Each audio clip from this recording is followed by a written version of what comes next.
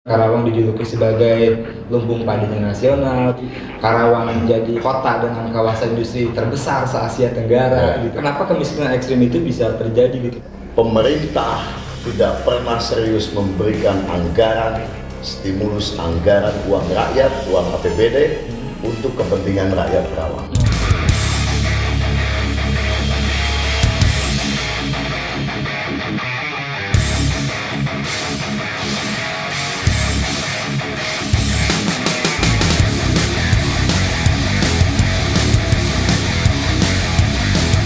Assalamualaikum warahmatullahi wabarakatuh. Salam warahmatullahi wabarakatuh. Jumpa lagi dengan saya di channel Sabda Akhir Pekan, channel yang membahas tentang sesuatu yang penting nggak penting. Penting dong. Penting ya, dan sangat-sangat penting. Kenapa? Karena kebetulan tamu saya di sebelah saya ini adalah orang penting. Dan yang kedua kita akan membahas tentang tema yang sangat-sangat penting. Karena menyangkut hajat hidup orang banyak ya Pak Haji ya. Oke, ini dia saya perkenalkan Kang Jimmy Ahmad Jalasari. Selamat siang Kang. Selamat siang. Assalamualaikum, apa kabar? Salam, baik, alhamdulillah. Sengaja saya hari ini datang ke kantornya Kang Jimmy gitu karena saya membawa satu isu yang cukup viral ya. Pada beberapa hari lalu Kabupaten Karawang masuk ke dalam kategori dengan tingkat kemiskinan ekstrim, ya dari data Badan Statistik Nasional, gitu kan. Satu hal yang saya mau tanya di awal, yang pertama, apa benar Akang meyakini kalau data itu valid atau gimana kan? Ya, valid. Valid asli. Valid. Karena apa gitu? Kita bisa masuk ke dalam kategori kabupaten dengan kemiskinan ekstrim. Ya, begini. Waktu saya jadi wakil bupati 2016 17 Februari saya dilantik. Hal yang pertama yang ingin saya lakukan adalah update data. Itu hal yang pertama sekali yang ingin saya lakukan. Saya ingin tahu data jalan rusak itu berapa kilometer, jalan kecamatan, jalan desa. Saya ingin tahu SD, SMP yang rusak, yang roboh itu berapa ribu. Saya ingin tahu saluran irigasi kita yang macet penuh dengan eceng gondok itu berapa ratus kilometer. Saya juga ingin tahu berapa warga Karawang yang belum punya rumah. Saya ingin tahu juga berapa warga Karawang yang penghasilannya sehari di bawah Rp20.000. Saya ingin tahu juga data pengangguran Karawang. Jadi dari awal saya sudah mengusulkan untuk update data yang akuntabel. Karena punya pola pikir membangun sehebat apapun tanpa data, nanti ngebangunnya ngaco. Ngaco nanti. Tanpa konsep yang jelas. Tetapi waktu itu usulan itu tidak dilaksanakan. Dan pemerintah memang lebih fokus enjoy menjalankan kegiatan rutinitas saja gitu. Yang rutin tiap tahun ya begini gitu. Tanpa punya terobosan yang baru. Jadi ketika hari ini Karawang oleh Pak Wakil Presiden kemudian diperkuat oleh Menteri Dalam Negeri Pak Tito bahwa masuk 5 besar yang masyarakatnya miskin ekstrim, saya nggak kaget. Saya sangat-sangat tidak kaget sekali dan saya percaya itu. Dari mana saya mempercayai itu semua? Parameternya nih ya, parameternya nih. SD banyak yang roboh, SMP juga banyak. Parameternya nih, masyarakat kita banyak yang belum punya rumah. Parameternya nih, banyak ribuan rakyat Karawang yang jadi TKW dan TKI. Parameternya lagi nih, ratusan ribu rakyat Karawang yang terlilit hutang rentenir. Ini menjadi parameter. Parameter selanjutnya, ratusan ribu rakyat Karawang yang susah nyari kerja. Ini kan jadi parameter. Maka tidak aneh, sekali lagi tidak aneh, tidak kaget apabila Karawang masuk dalam kategori zona kemiskinan yang ekstrim itu. Tapi kemarin dari pihak pemerintah Kabupaten Karawang sendiri justru malah meragukan kevalidan data itu sendiri. Ya makanya turun ke bawah dong. Iya. Turun jalan-jalan ke bawah. Long masih baru 3 hari yang lalu di media itu ramai ada anak sekolah SMP dibully gara-gara nggak pakai sendal pergi ke sekolah. Itu kan jelas menunjukkan angka kemiskinan yang konkret gitu, yang ekstrim.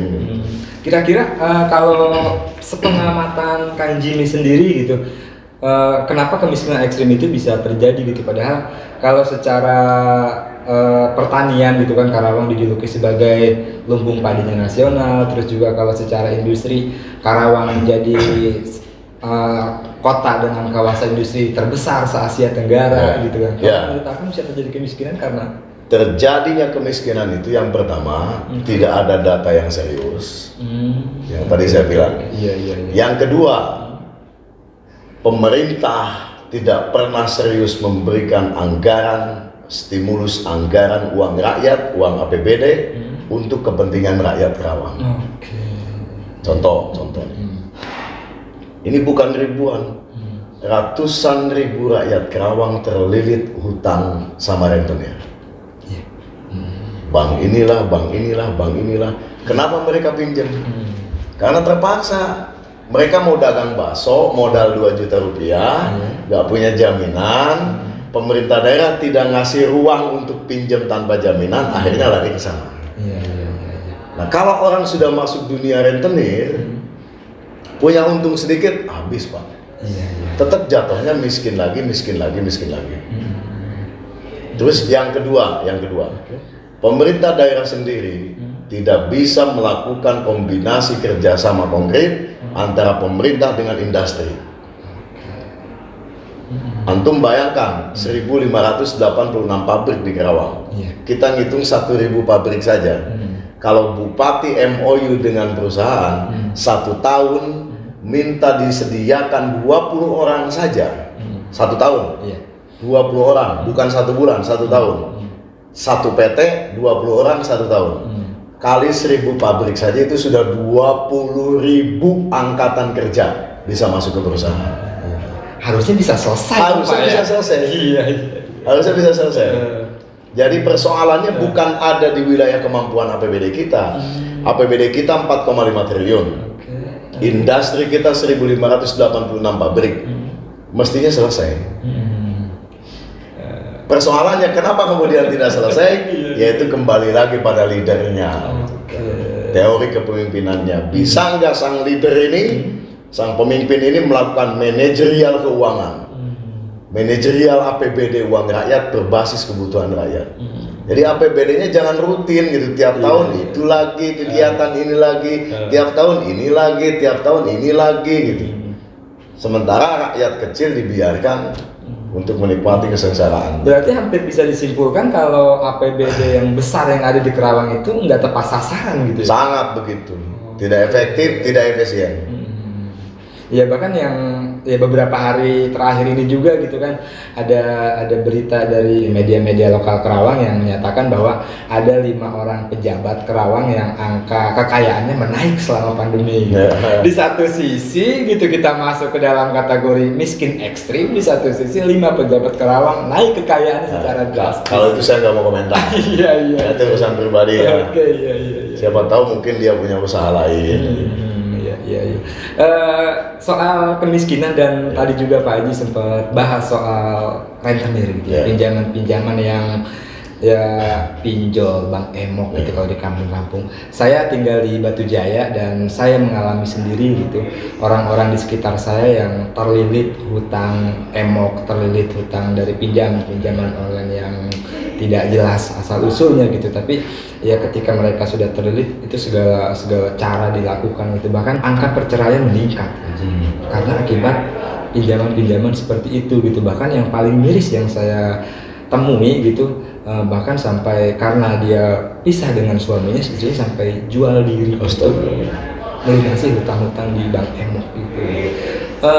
Seharusnya gitu ya Pak Haji ya, karena yang Pak Haji juga pernah di pemerintahan gitu, harusnya langkah konkret apa sih gitu yang bisa dilakukan pemerintah untuk mencegah hal ini? gitu. Ya dari dulu kan saya selalu bilang bahwa dan saya pertegas itu dalam debat kampanye waktu saya nyalon kemarin. Ya, saya pertegas walaupun saya belum berhasil. Di debat kemarin saya bertegas. Ada uang 50 miliar dari 4,5 triliun disisihkan oleh bupati untuk kerjasama dengan dunia perbankan. Jadi bupati, pemerintah daerah nitip duit nih ke bank. Ntar si bank selesai masa jabatan bupati, balikin lagi nih duit ke kas daerah. Kan nggak ada ruginya toh? Iya. Tugas dunia perbankan memberikan pinjaman tanpa jaminan kepada rakyat Kerawang yang mau berdagang kecil-kecilan. Saya nanya sama ente, tukang bakso, tukang mie ayam, modal 2-3 juta cukup nggak? Cukup kok. Bangun warung kecil-kecilan modal 5 juta cukup nggak?